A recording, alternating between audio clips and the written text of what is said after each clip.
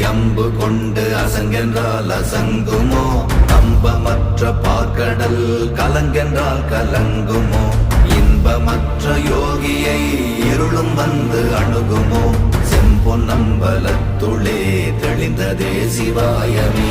ஓம் நமச்சிவாய ஓம் ஓம் நமச்சிவாய ஓம் நமச்சிவாய ஓம் ஓம் நமச்சிவாய ஓம் நமச்சிவாய ஓம் ஓம் நமச்சிவாய ஓம் நமச்சிவாய ஓம் ஓம் நமச்சிவாய.